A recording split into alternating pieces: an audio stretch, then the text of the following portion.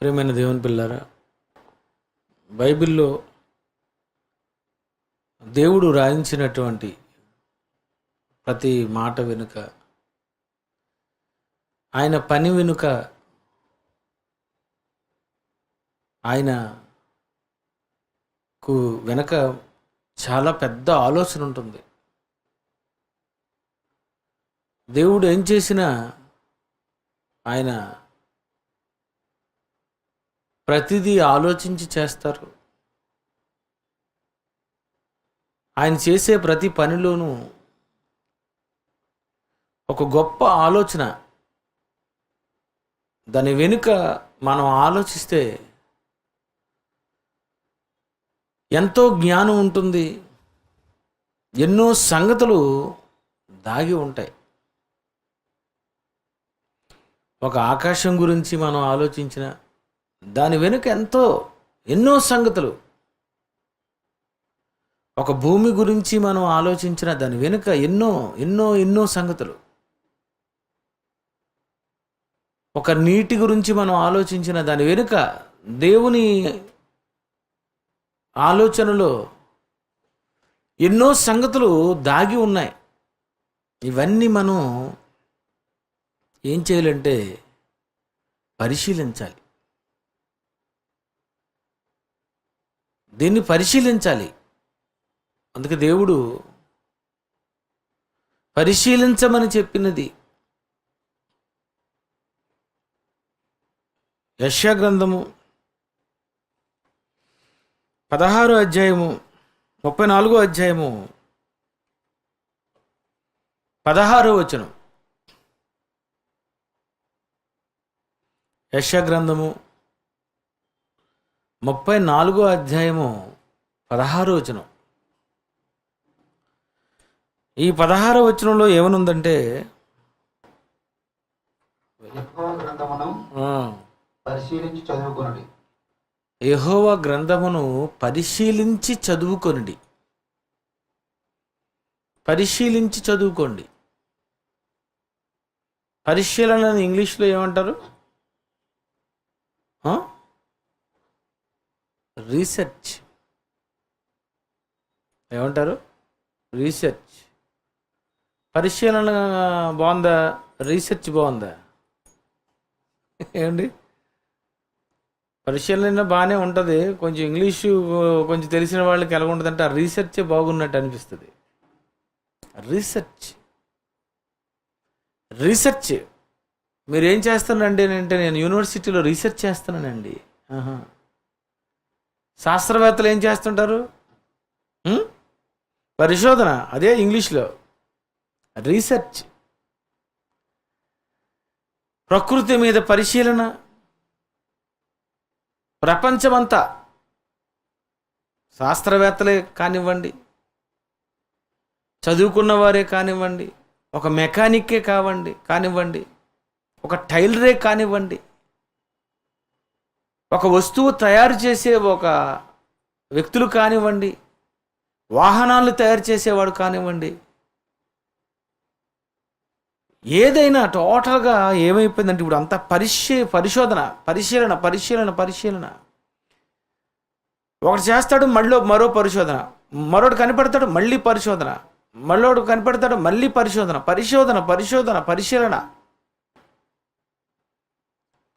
చాలా పరిశీలన.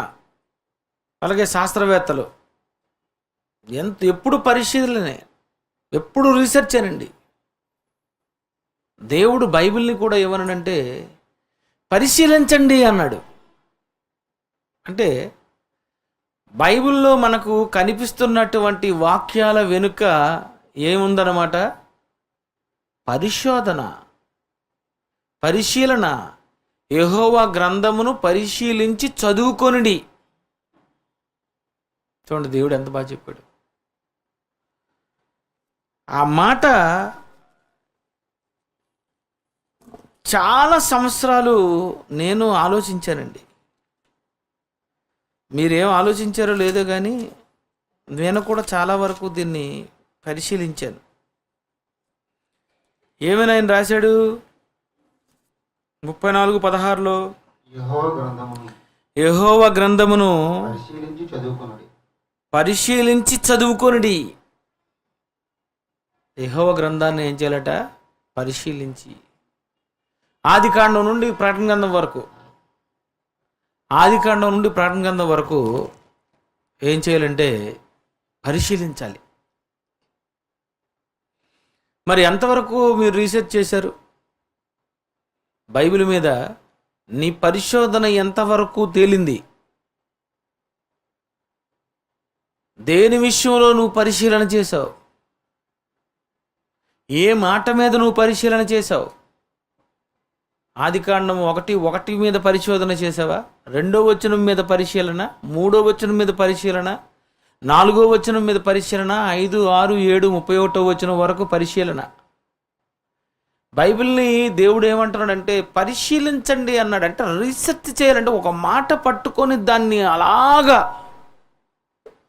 ఇది ఎందుకుంది, ఇది ఏంటి, దీని వెనుక ఏంటి, దీని వెనక ఉన్న సంగతి ఏంటి అని మనం రీసెర్చ్ చేయాలి. అందుకే దేవుడు కూడా ఈ మాట రాసి ఆయన మనల్ని రీసెర్చ్ చేయమని ఒక మంచి ఉదాహరణ ఆయన చెప్పేశాడండి అక్కడ. దేవుడు చూడండి, అందరూ బైబిల్ తీయండి, అసలు మొత్తం అందరూ బైబిల్ తీయండి. బైబిల్ తీసి చూస్తే ఇప్పుడు పరిశీలించమని చెప్పిన తర్వాత మరి ఏదో ఒకటి ఉదాహరణ ఉండాలి కదండి. దేని మీద మనకు పరిశీలన ఇవ్వాలి కదండి. ఈ 34:16లో యెహోవా గ్రంథమును పరిశీలించి చదువుకొనుడి అని దేవుడు ఒక ఉదాహరణ ఇచ్చాడు. రీసెర్చ్ మీరు చేస్తే, మీరు చెయ్యాలని అనుకుంటే, ఇగో నేను ఒక విషయం కిందన ఒక ఉదాహరణ చెప్తున్నాను, దీన్ని మీరు రీసెర్చ్ చేయండి, ఒక సంగతి మీరు కనుగొంటారు. ఏమనుంది? ఏ జంతువులలో ఏదియు లేక ఉండదు. ఇదేంటిది? ఇది దేవుడు పైన ఒక మాట చెప్పి కిందన మరొక మాట చెప్తున్నాడు ఆయన. ఏ జంతువులలో ఏదియు లేక ఉండదు. పరిశీలించండి, దీని మీద పరిశీలించండి. ఏమని? ఏ జంతువులలో ఏదియు లేక ఉండదు. ఆ జంతువులలో ఏదియు లేక ఉండదు. బాగా పరిశీలించావు. దేని జత దాని యొద్ద ఉండక మానదు. చూడండి ఆయన ఎంత బాగా చెప్తున్నాడు. పైదేటండి, ఆ జంతువులలో ఏదియు లేక ఉండదు. రీసెర్చ్ చెయ్యాలి. రీసెర్చ్ పరిశీలించి చదువుకోండి. ఇదిగోండి ఈ మాట రాస్తున్నాను నేను ఒక విషయం చెప్పబోతున్నాను, మీరు పరిశీలించడానికని కింద ఒక విషయం చెప్తున్నాడు. ఏమని? ఆ జంతువులలో ఏదియు లేక ఉండదు. ఆ జంతువులలో ఏదియు లేక ఉండదా? ఆ జంతువులు ఏ జంతువులు? ఏ జంతువులు? భూమి జంతువులు. ఆ జంతువులలో ఏదియు లేక ఉండదు. ఆ జంతువులలో ఏ జంతువులు? ఎక్కడున్న జంతువులు? భూమి మీద ఉన్న ఈ జంతువులలో, ఆ జంతువులలో ఏదియు లేక ఉండదు. ఏదియు లేక ఉండదా? ఏంటి తండ్రి ఇలాగంటున్నారు? అయితే కింద వచ్చిన చూడు. దేని జతపక్షి దాని వద్ద ఉండక మానదు చెప్పేశాడు. దేని జతపక్షి? ఏ పక్షికి ఆ జత, ఆడామగా, ఏ జతపక్షి?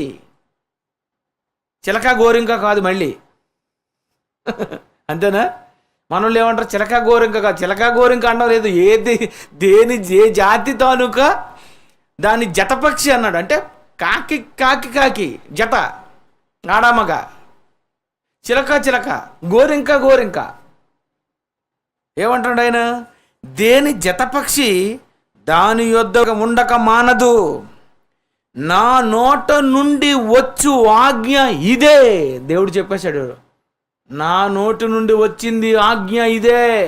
నేను మాట అన్నాను, నేను మాట చెప్పాను, నేను నా మాట పలికాను, నేను ఆజ్ఞ ఇచ్చాను. నేను ఆజ్ఞ ఇయ్యగానే ఏం జరిగిపోద్దో తెలుసా? నేను ఆజ్ఞ ఇస్తే ఏం జరుగుతుందో తెలుసా? ఆ జంతువులలో ఏదియూ లేక ఉండదు, దేని జతపక్షి దాని యొద్ద ఉండక మానదు. నా నోట నుండి వచ్చిన ఆజ్ఞ ఇదే, ఆయన నోటి ఊపిరి చేత వాటిని పోగు చేయును. దేవుడు ఏం చేస్తారట?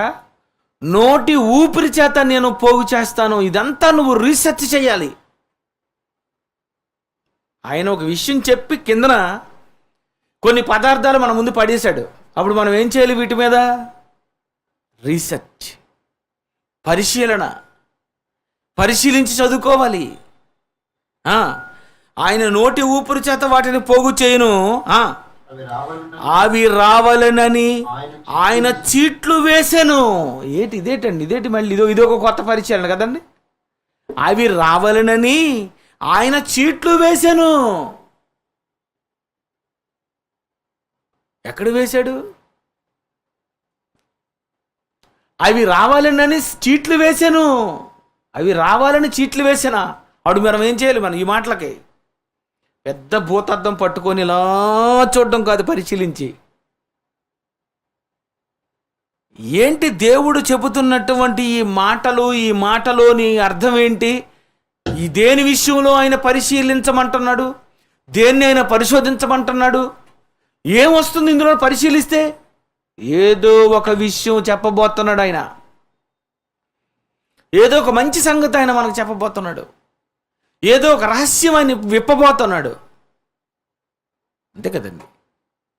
అక్కడ ఏమనుంది? యెహోవా గ్రంథమును పరిశీలించి చదువుకోండి. ఇగో నా మాటలు మీరు బాగా రీసెర్చ్ చేయండి, పరిశీలించండి. ఏ జంతువుల్లో ఏదియూ లేక ఉండదు, దేని జతపక్షి దాని యొద్ద ఉండక మానదు. నా నోటి నుండి వచ్చి ఆజ్ఞ ఇదే, ఆయన నోటి ఊపిరి చేత వాటిని పోగు చేయును. అవి రావాలనని ఆయన చీట్లు వేసాను చెప్పాడు. ఇక్కడ మంచి విషయం చెప్పాడు. ఏమని?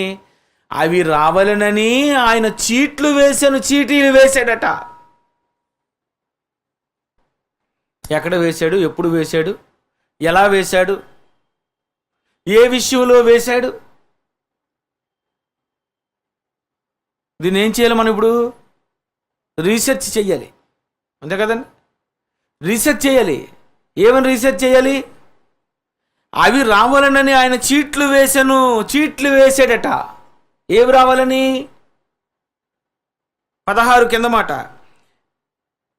ఆ జంతువులలో ఏదియూ లేక ఉండదు, దేని జతపక్షి దాని యొద్ద ఉండక మానదు. దేని జతపక్షి దాని యొద్ద ఉండక మానదు. అవి రావాలనని. ఏవి రావాలనని? ఏ జతపక్షి రావాలనని? ఈ పరిశీలనను ఆయన ఏం చేశాడంటే, నేను చీట్లు వేశాను. ఏం చేశాడట ఆయన? అవి రావాలనని ఆయన చీట్లు వేశాను. దేవుడు చీటీలు తయారు చేశాడు మొత్తం. ఏమని? పక్షులు, జతల పక్షుల చీటీలు, జంతువుల తాలూకా పూర్తి చీటీలు. ఏ జంతువు ఆ జంతువు, వాటి జాతి జంతువులు, ఈ జంతువులన్నిటి యొక్క చీటీలు వేశాడట. మొత్తం ఏ జతపక్షి, ఈ జతపక్షుల్లో చీటీ వేశాడట. ఏమని చీటీ వేశాడు? ఆడ మగ జత చీటీ వేశాడు.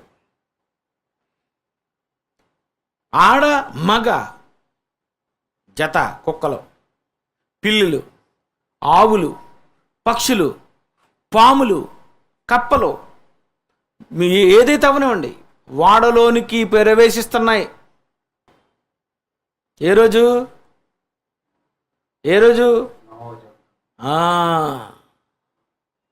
ఏవేవి ఎక్కుతున్నాయి పైకి? అక్కడికి వెళ్దాం. ఆదికాండము 6:20, 19. నీతో కూడా వాటిని బ్రతికించి ఉంచుకొనుటకు సమస్త జీవులలో అనగా సమస్త శరీరాల యొక్క ప్రతి జాతిని 2 చొప్పున నీవు ఓడలోనికి తేవలను. వాటిలో మగది ఆడిది ఉండవలను. నీవు వాటిని బ్రతికించి ఉండుటకై వాటి వాటి జాతుల ప్రకారము పక్షుల్లోను, వాటి వాటి జాతుల ప్రకారం జంతువుల్లోను, వాటి వాటి జాతుల ప్రకారము నేలను ప్రాకు వాటినన్నిటిలోను ప్రతి జాతిలో 2 చొప్పున నీ యొద్దకు అవి వచ్చును. దేవుడు ఏమంటున్నాడు? వాటి వాటి వాటి వాటి జాతి జంతువులలో, పక్షులలో, ఇవన్నీ జాతులు అవి నీ యొద్దకు వస్తాయి. ఇక్కడ బ్రహ్మాండమైన విషయం చెప్పేశాడండి. 20 వచ్చిన లాస్ట్, ప్రతి జాతిలో 2 చొప్పున నీ యొద్దకు అవి వచ్చును. వచ్చాయి. ఎక్కడికి వచ్చాయి? వాడలోనికి వచ్చాయి. నోవాహు వాడలోనికి వెళ్ళాయి. ఈ నోవాహు కుటుంబం పాట మీరు చూసారు? మీరు అందులో చూడండి, సింహాలు, ఏనుగులు, ఎలుగుబంట్లు, తాబేళ్ళు, నెమళ్ళు, పక్షులు, గుర్రాలు, జిరాఫీలు, చూడండి అవన్నీ వస్తుంటాయి, మెల్లిగా వస్తుంటాయి. ఇవన్నీ ఎలా వచ్చాయి? ఎందుకు వచ్చాయి? జతలు జతలుగా సృష్టిలో ఎన్నో ఉన్నప్పుడు, జతలు జతలుగా వేల కొలది భూమి మీద ఉన్నప్పుడు, జతలు జతలుగా 100, 1000 పక్షులు ఉన్నప్పుడు, అన్ని జతలు జతలు జతలు జతలు జతలు జతలు ఉన్నప్పుడు ఈ 2 జతలే ఎందుకు వాడలోనికి వచ్చాయి? ఆ 2 జిరాఫీలు ఎందుకు వచ్చాయి? ఆ 2 ఏనుగులే ఎందుకు వచ్చాయి? ఆ 2 పులులే వచ్చాయి. మిగిలిన పులులు ఎందుకు రాలేదు? ఈ పులులు 2 ఎందుకు వచ్చాయి? సింహాలు ఎందుకు వచ్చాయి? మరి ఎలుగుబంట్లు ఎందుకు వచ్చాయి? ఈ పక్షులు ఎందుకు వచ్చాయి? ఇవన్నీ జతల జతలుగా అవే వచ్చాయి అన్నాడు. బాగుంది. ఇంతకీ అవి వాడలో ఎక్కే ముందు ఏం జరిగిందో దీన్ని ఏం చేయమన్నాడు ఆయన? పరిశీలించిన ఆయన బ్రహ్మాండంగా ఉంటుంది అన్నాడు ఆయన. ఏమన్నాడు ఆయన? 34 ఈ వచనం చాలండి ఈ వేళకి. మీకు ఇలా మీరు ఆలోచించుకుంటే మీకు ఏదో ఒకటి అర్థం అవుతుంది. యెషయా గ్రంథం 34 తీయండి, మర్చిపోకండి మీరు ఈ ప్రసంగాలు అవిని. యెహోవా గ్రంథమును పరిశీలించి చదువుకోండి. చదువుకుంటే నీకేమర్థమవుతుంది? వాడలోనికి జంతువులన్నీ వచ్చాయన్నే నువ్వు చెప్పగలవు, కానీ ఇంకా పరిశీలిస్తే నేనేం చేశాను నీకు ఒక సంగతి అర్థమవుతుంది. వాడలోనికి వచ్చాయి ఏవి? జతలు. 4 జతలు రావచ్చు కదా, 6 జతలు రావచ్చు కదా, 7 జతలు రావచ్చు కదా. ఏటండి ఏదో కబురు చెప్పినట్టు ఏవో చెవిలో చెబితే మీ ఇద్దరు వెళ్ళండి అన్నట్టు ఉంది కదండి.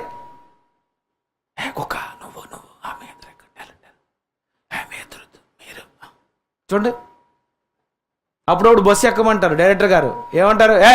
ఎవడబడతాను ఎక్కడానికి వీల్లేదు. ఆయన టైమింగ్ చూడండి, ఆయన వెళ్తే ఎంత బాగుంటుందో. బస్సు ఎవడబడతాడు ఎక్కడానికి వీల్లేదు. నువ్వు నువ్వు వద్దు, నువ్వు రావడానికి వీల్లేదు, నువ్వు రావడానికి వీల్లేదు, నువ్వు వద్దు, నువ్వు బస్సు వద్దు. అప్పుడు మీకు ఏమర్థమవుతుంది? బాబు మేమే బస్సు ఎక్కుతాం, మిగిలిన బస్సు ఎక్కకూడదు. ఇది బస్సు ఎక్కడం, ఇది వాడెక్కడం. ఈ వాడెక్కినప్పుడు ఏం జరిగిందట? మీరే పిల్లులు 2 ఎక్కండి, కుక్కలు 2 ఎక్కండి, మేకలు 2 ఎక్కండి, ఒంటెలు 2 ఎక్కండి, సింహాలు 2 ఎక్కండి అని దేవుడు చెప్పలేదటండి. అస్సలు చెప్పలేదటండి అలాగా. మరి ఏం చేశాడు దేవుడు? చాలా జంతువులు ఉన్నాయి కదా, ఈ వీటిని ఎక్కొద్దని వాటిని ఎక్కమంటే మళ్ళీ ఎక్కడ తలపోటు, అంతే కదా. చందుగారు రావడానికి వీల్లేదు, మరి నువ్వే రావాలరా అంటే ఎలాగుంటుంది? చూసాను నన్ను ఉంచారు నన్ను అని అనుకుంటాడు ఆడు. నన్ను వద్దని అనుకో, నేను ఖచ్చితంగా అనుకుంటాను నన్ను ఉంచారు కదా అని. ఏ జంతువుకి చెప్పి ఈ జంతువులు ఎక్కకండి, అల్లది ఇది మీ ఇద్దరే కలిసి వాడక్కండి అంటే దేవుడు ఏమనుకున్నాడో మరి ఏటండి? ఆయన మనస్సేటో ఆలోచిస్తేనండి పరిశీలించమన్నాడు ఆయన. ఏమినైనా ఏం పరిశీలించాలంటే నా మనసు పరిశీలించు. ఆ రోజు 2 పిల్లులు ఎందుకు ఎక్కాయి? 4 ఎక్కొచ్చు కదా, 6 ఎక్కొచ్చు కదా, 100 పిల్లులు ఉన్నాయి. ఎటు వీటికి ఉన్న బుర్ర వాటికి లేదా? ఇవ్వొచ్చి నువ్వు అవ్వెందుకు రాలేదు? ఏం ఎక్కలేదు? ఎందుకు ఎక్కలేదంటే ఏం జరిగిందంటే చెప్తున్నాడు ఆయన. ఏమని? 34:6 యెహోవా గ్రంథమును పరిశీలించి చదువుకొనండి. ఏ జంతువులలో ఏదియూ లేక ఉండదు, దేని జతపక్షి దాని యొద్ద ఉండక మానదు. నా నోటి నుండి వచ్చు ఆజ్ఞ ఇదే, ఆయన నోటి ఊపిరి చేత వాటిని పోగు చేయును. అవి రావలెనని ఆయన చీట్లు వేసెను. దేవుడు ఏం చేశాడట? అవి రావాలనని చీటీల్లో ఏ పులి వస్తే ఆ పులే వాడెక్కాలి. చప్పట్లు కొట్టట్లండి. పరిశుద్ధాత్మ యందలి ఆనందం అన్నాడా? అంతేనా?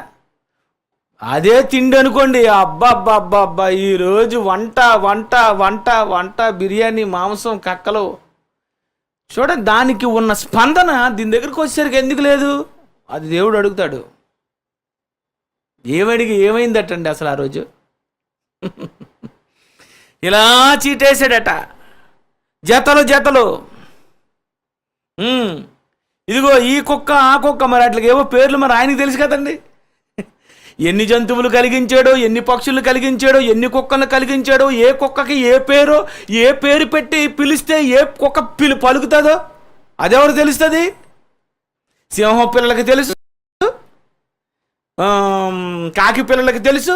సర్వజీవుల కన్నులు ఆయన వైపు చూస్తున్నాయి ఆ రోజు. ఏమని? ఎవరు ఎక్కాలి ఓడలోనికి? చీటీలు వేస్తాం చూడండి, చీటీలు వస్తాయి అన్నాడు. అంతే, వచ్చేయటండి. ఏమని? జతలు. ఈ కర్రిపిల్లి అలా తెల్లపిల్లి అని అనగానే ఆ రెండు అలా. కుక్కలు, ఈ కుక్కల్లో ఏ కుక్కలో? ప్రపంచం అంతా కుక్కలే. ఆ రోజు ఏ కుక్క ఎక్కాలి? ఆ రోజు ఏ పిల్ల ఎక్కాలి? బస్సు ఎవరు ఎక్కాలి? మీకు అర్థమవుతుంది. ఇలాగే బస్సు ఎవరు ఎక్కాలి? ఈ పేరు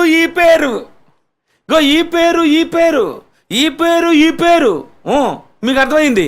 మరి ఆ రోజు జంతువుల్లో పలానా జంతువులు ఎందుకు వచ్చి అన్ని జంతువుల్లో జతలుగా 6 10 20 100 జతలుగా ఎందుకు వాడెక్కలేదు? ఏం చేశాడట దేవుడు? చీట్లేసాడట. చూసారా? మిమ్మల్ని వద్దు అంటే మళ్ళీ వాళ్ళు ఏమంటారు? ఇదో తలపోడు కదండి. మళ్ళీ మనమే గిల్లేస్తుంటాం పక్కన, నేను వస్తాను చెప్పండి అని. అంతే కదండి, మనమేమంటాను. దేవుడి దగ్గర ఆ రోజు ఏమైపోయింది? ఎంత మంచి దేవుడండి కదండి. మీరెక్కండి అంటే మళ్ళీ అందులో ప్రాబ్లమ్స్. అయితే ఒక పని చేస్తాను, ఎందుకు ఇవన్నీ? చీట్లు వేస్తాను, ఓకేనా? రెడీ. మొత్తం సర్వజీవుల కన్నులు యెహోవా వైపు చూచుచున్నవి. ఏంటి రిఫరెన్స్?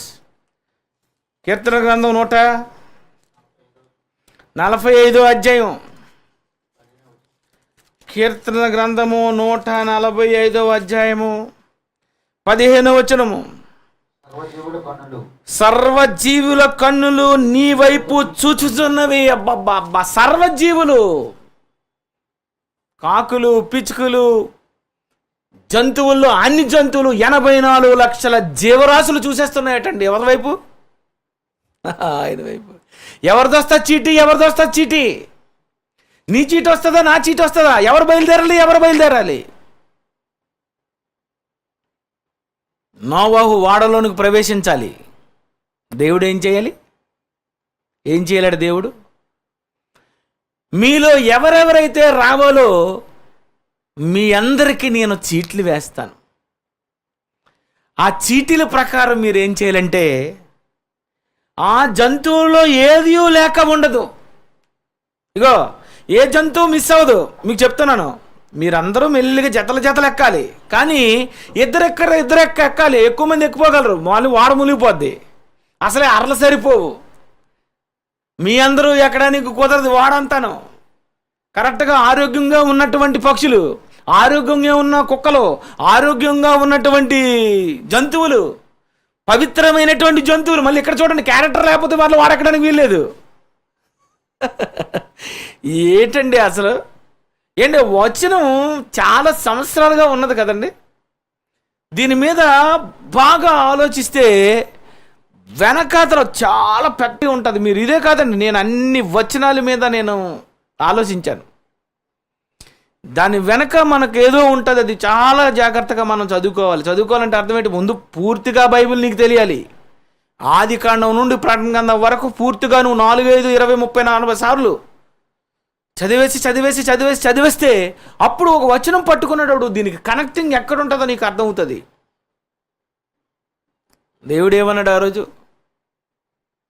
నేను మీ అందరికీ చీట్లు వేస్తాను. ఆ చీటీల ప్రకారంగా ఏ పేరు, ఏ చీటీలో ఏ పక్షి పేరు వచ్చిందో, ఏ జంతువు పేరు వచ్చిందో దాని ప్రకారం మీరు వాళ్ళలోనే ఎక్కండి అన్నాడట. అని చీట్లు వేసేటట్టండి. అంటే నోవాహు వాడ కట్టినప్పుడు ఆ వాడలోనికి ఏవేవి వెళ్ళాలో వాటికి తెలిసిపోయింది. చీటు వచ్చేసింది. వాటికి చెప్పేశాడు, నువ్వెక్కాలి. మరి మీ సంగతి ఏంటి?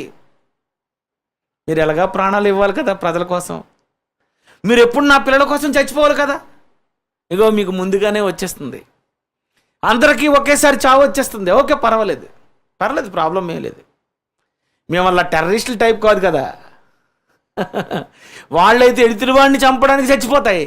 కానీ ఆ రోజు దేవదూతలు, ఆ రోజు ఈ సృష్టి, ఈ భూమి మీద ఉన్నటువంటి జంతువులు అనే ఈ దేవదూతలు, ఇవన్నీ సర్వజీవుల కన్నులు ఆ రోజు చూస్తున్నప్పుడు ఏ చీటీ వస్తే ఆ చీటీయే, ఆ పక్షే, ఆ జంతువే వాడలోనికి ఎక్కాలటండి. మిగిలినవి చనిపోవాలి. చూసారా ఆ రోజు? మరి సిచ్యువేషన్ స్వర్గంలో ఎలా ఉంటుందో ఆలోచించండి. జంతువుల్లో ఎంత టెన్షన్ ఉంటుందో ఆలోచించండి. ఎవరిది వస్తుంది చీటీ? నేనెక్కాలా, నేను చావాలా? నువ్వెక్కుతావా, నేనెక్కుతానా? చీటీ వచ్చేసింది. మీరే ఎక్కాలట. మరి మా సంగతి ఏంటి? చచ్చిపోతాంలే. అయితే ఏమి జరిగిందండి? ఇది మీరు స్వర్గానికి వెళ్ళిన తర్వాత దీని వీడియో ఉంటుంది, దీని ఒరిజినల్ టేప్స్. అవి మీరు స్వర్గంలోకి వెళ్ళిన తర్వాత అసలు ఆ రోజు ఏం జరిగింది దేవా ఒకసారి ఆ సినిమా కావాలంటే ఇక్కడ రాసిందే అక్కడ జరిగి ఉంటుంది. నిజమండి. దేవుడు ఏమంటున్నాడు? ఏ జంతువుల్లో ఏది లేక ఉండదు, దేని జత పక్షి దాని యొద్ద ఉండక మానదు. నా నోట నుండి వచ్చిన ఆజ్ఞ ఇదే, ఆయన నోటి ఊపిరి చేత వాటిని పోగు చేయను. అవి రావాలనని ఆయన చీట్లు వేశాను. చీట్లు వేసాడటండి ఆ రోజు చీట్లు వేసాడట. జంతువుల్లో ఉన్నటువంటివన్నీ దేవుడు ఇష్ట ప్రకారంగా నువ్వెక్కు అనొచ్చు. కానీ ఆయన ఏమనుకున్నాడంటే, చీట్లు వేస్తాను, ఏ చీటీ వస్తే అది. ఇగో చీటీ తీస్తాను, ఏ పేరు వస్తే వాళ్ళు ఎక్కండి. చూడండి, ఇక్కడ 100 సంవత్సరాలు వాడ నిర్మాణం జరుగుతుంది, ప్రకటన జరుగుతుంది. ఈ వెనుక ఏవేవి ఎక్కాలో అన్నదానికి చీట్లు రెడీ అయిపోతున్నాయి. చూసారా? అంటే ఆ రోజు చీటీ ప్రకారంగానే వాడెక్కాయి అన్నమాట. ఎవరి చీటీ పడిందో, ఎవరి చీటీ వచ్చిందో, ఏ జంతువు ఎక్కాలో ఆ జంతువుకు తెలిసిపోయింది కనుక ఆ జంతువులే వచ్చి ఎక్కాయి తప్ప మిగిలిన జంతువులు ఆ రోజు వాడ ఎక్కలేదు.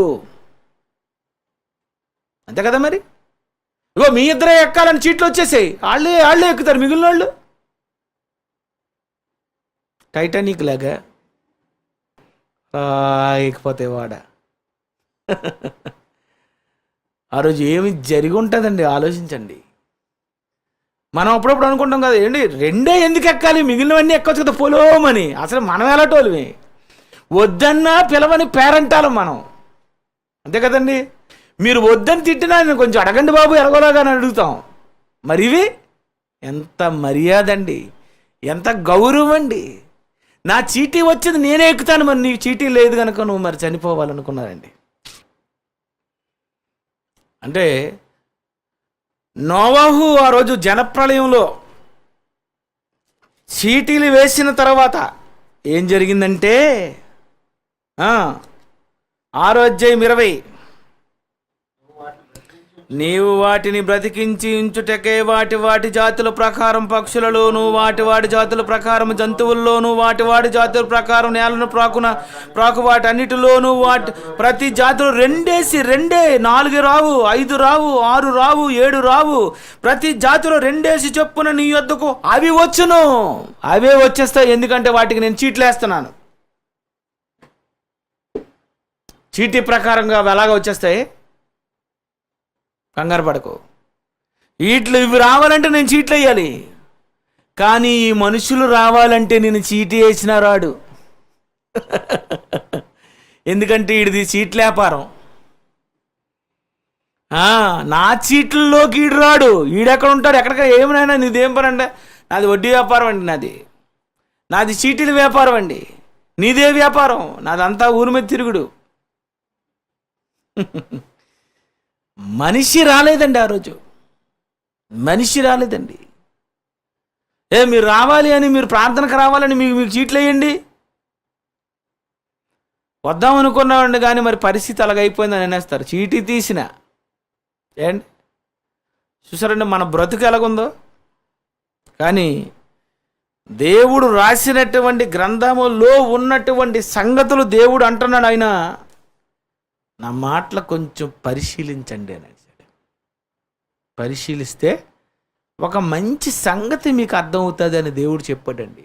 చూసారా, ఆయనే ఆ విషయం రాసి, ఆయనే కింద ఒక మంచి విషయాన్ని రాసి, ఒక ఉదాహరణ రాసి ఈ ప్రపంచానికి దేవుడు యెషయా గారి ద్వారా ఇచ్చేశాడు. ఆ రోజు యెషయా గారు చెప్పుంటారు ఇది, అంతే కదండి. చెప్పగానే ఏమనుకుంటారు? ఇలా జరిగిందా? ప్రియమైన దేవుని పిల్లలు, బైబిల్ని బాగా పరిశీలించాలి, బాగా చదువుకోవాలి, బాగా చదువుకోవాలి, ధ్యానించాలి. కరెక్ట్గా అలా ఉందో లేదో మీరు చక్కగా చూసుకోవాలి, దాన్ని ప్రకటించుకోవాలి. ఓకే, కళ్ళు మూసుకో. ప్రేమగల మా తండ్రి దేవ, వాడలోనికి ఏవి ఎక్కాలో అవే తెలుసుకొని వచ్చాయి. వాటి పేరు మీద మీరు చీటీ తీశారా? చీటీలు ఉన్నవే వచ్చాయా? అందుకే నాయన ఆ రోజు 2 వస్తున్నాయి తప్ప మిగిలినవి రాలేదెందుకో అని ఆలోచిస్తే దీని వెనుక ఉన్న విషయం ఇదని మాకు అర్థమైంది. మమ్మల్ని రావాలని మీరు కోరారు, అందరూ రావాలని కోరారు, కానీ మీ కుమారుడని యేసును నమ్మామనే చీటీ ఎవరికైతే ఉంటుందో వారు మాత్రమే ఈ రక్షణలోనికి వస్తారు. పవిత్రమైనవే వస్తాయి. మేము యేసు రక్తము ద్వారా కడగబడితేనే మేము లోనకు వస్తాం. మేము మీ ఇష్టానుసారముగానే మేము మంచిగా లోనకు వచ్చి ఆ జంతువులు ఎలాగైతే సంతానాన్ని డెవలప్ చేశాయో మేము కూడా బాప్తిసం పొంది మరి సంఘములోనికి చేరిన మేము కూడా మంచి వారిని మేము సిద్ధపరిచి తయారు చేయగలిగేటట్లు సహాయం చేయమని యేసుక్రీస్తు పేరటి ప్రార్థనకు సమర్పిస్తున్నాం తండ్రి, ఆమేన్. హే హా హా హా లా లా లా లా లా లా లా లా హా హా హా లా లా లా లా లా లా లా లా.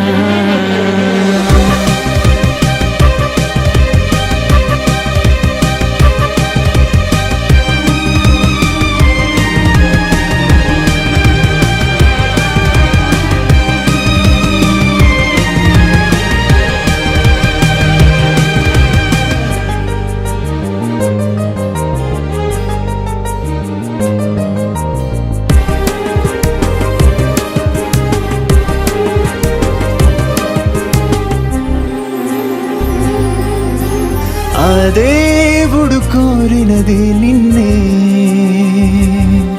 ఈ భూమిలో ప్రేమించినది నిన్నే. తనలాగే నిన్ను చేసి ఈ భూమికి నిన్ను పంపి తన పని ఉందని నీ ఉన్నావు. తన నుండి భూమి చేరుకున్నావు, తన పని ఉందని నీ ఉన్నావు.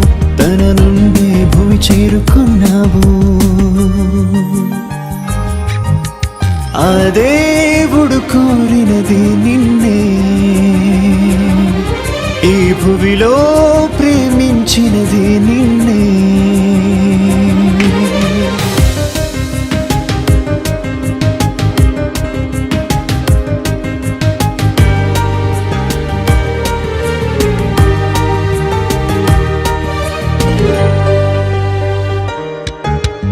ఎన్నో నీ కోరికలు తీర్చి అడగక ముందే ఆ దేవుడు అన్నీ ఇచ్చి చిన్న కోరికే కోరాడు, అది తీర్చి నిన్ను చేరమన్నాడు. చిన్న కోరికే కోరాడు, అది తీర్చి నిన్ను చేరమన్నాడు. పిల్లలు కావాలని తన కోరికగా ఏ ఒక్కరు మారిన సంతోషిస్తాడుగా. తనలాగే నిన్ను చేసి ఈ భువికి నిన్ను పంపి తన పని ఉందని నీ ఉన్నావు. తన నుండే భువి చేరుకున్నావు. తన పని ఉందని నీ ఉన్నావు. తన నుండే భువి చేరుకున్నావు. ఆ దేవుడు కోరినది నిన్నే. ఈ భువిలో ప్రేమించినది నిన్నే.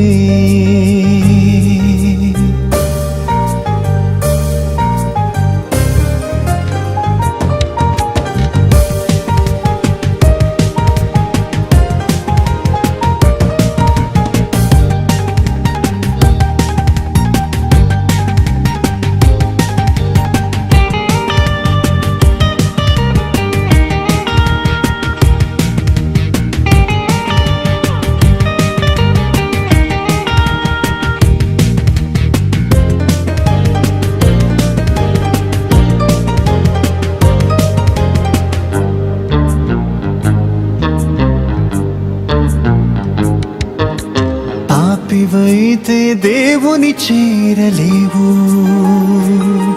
నువ్వు దూరమైతే దేవుని చూడలేవు. ఒక్క కోరికే కోరాడు, నువ్వు తిరిగి రావాలనన్నాడు. ఒక్క కోరికే కోరాడు, తన ఆశ తీర్చమని అన్నాడు. యేసును నమ్మితే క్షమిస్తానన్నాడుగా. ఏ పాపం లేకుండా చేస్తానన్నాడుగా. తనలాగే నిన్ను చేసి ఈ భువికి నిన్ను పంపి తన పని ఉందని నీ ఉన్నావు. తన నుండే భువి చేరుకున్నావు. తన పని ఉందని నీ ఉన్నావు. తన నుండే భువి చేరుకున్నావు.